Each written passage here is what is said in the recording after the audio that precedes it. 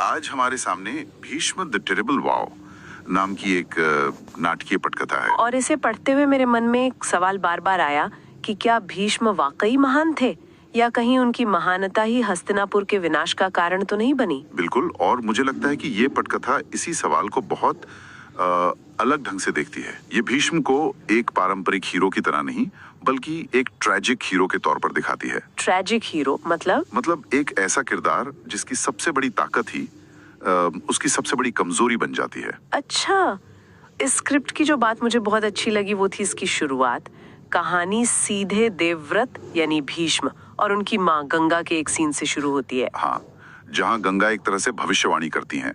वो कहती हैं, धर्म तुम्हारी परीक्षा लेगा और तुम्हारी प्रतिज्ञा स्वर्ग को हिला देगी। और बस यहीं से जैसे पूरे नाटक का मंच तैयार हो जाता है ना। बिल्कुल, ये एक लाइन भविष्य में होने वाली हर घटना का सार है। और फिर कहानी उस मोड़ पर आती है जिसने सब कुछ बदल दिया। भीषण प्रतिज्ञा। हाँ, जब राजा शांतनु सत्यवती से शादी करना चाहते हैं, लेकिन सत्यवती के पिता की एक शर्त है। शर्त ये कि सत्यवती का बेटा ही राजा बनेगा।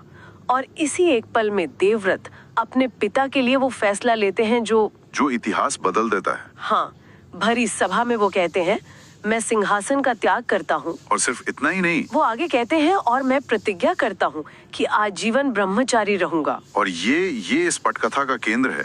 ये सिर्फ एक त्याग नहीं था, ये एक तरह से अपने भविष्य की हर पीढ़ी का फैसला था जो उन्होंने अकेले ही ले लिया। इसी भयानक प्रतिज्ञा के बाद ही उन्हें भीष्म नाम मिला। बिल्कुल, और बदले में उनके पिता उन्हें इच्छा मृत्यु का वरदान देते हैं। यानी वो अपनी मौत का समय खुद चुन सकते हैं। सुनने में तो ये एक बहुत बड़ी शक्ति लगती है, पर यही वरदान उनके लिए सबसे बड़ा अभिशाप बन गया। कैसे?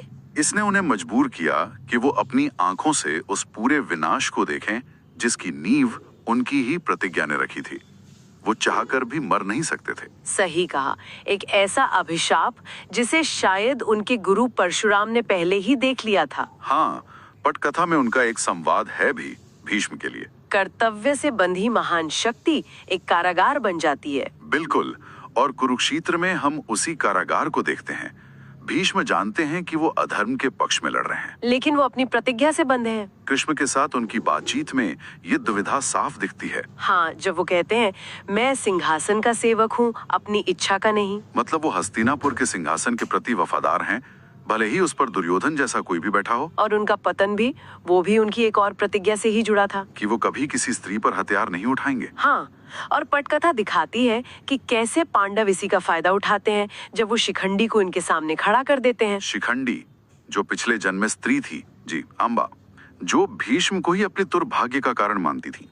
जैसे ही भीष्म शिखंडी को देखकर अपने हथियार नीचे रखते हैं, अर्जुन पीछे से उन पर बाणों की वर्षा कर देते हैं। तो मतलब उनकी अपनी ही प्रतिज्ञा उनके अंत का कारण बनी।